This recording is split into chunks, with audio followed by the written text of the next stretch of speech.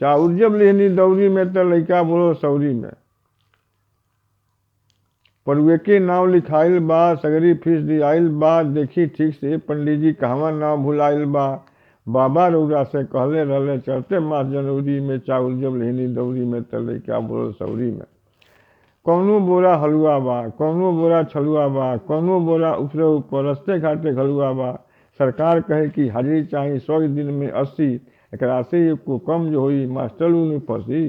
कौनो कहे खड़ा न होख आवा है ने होख, कौनो कहे नाप के बाट, कौनो कहे जोख। 4 दिन ले बाट न पौनी गौआ की झौरा झौरी में चाउर जब लेहनी दौरी में तो लइका बोलो सौरी में। एक दिन हाकिम से कहनी कौनी तरह बाटी, उहों का समझा के कहनी गुरुए हई खाटी। जिला से लदवा के एक के सेंटर ले पहुँचाई, या कौनी तरह बाटे रउरा इहो कुल सिखाई। तब का करी गाड़ी धनी चल गई हम जिला, राजनीति के पंडित जहाँ बड़का बड़का किला। डीएम हमार से आइल सुनले हमरा के बुलवौले, बड़ा प्रेम से कुर्सी पर बैठा के चाह पियोले।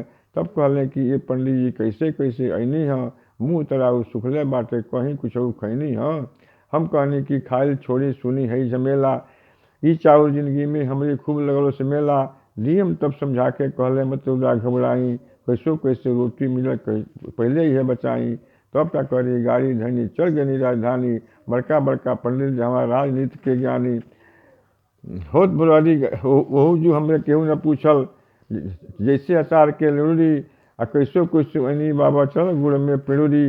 होत सवेरे गाड़ी धनी चल येनी हम घरे, करे करे जा धुक्कुर धुक्कुर मलकाइन की डरे। एक दिन कहली मलकाइन गजबे नुकरी राउर, कबू लेके टबलेट बाटी कबू बाटी चाउर। रौरे मुर्गी बकरी गनी रौरे गनी पाड़ा, रौरेनु एगो अगर बानी सबका छो से मारा।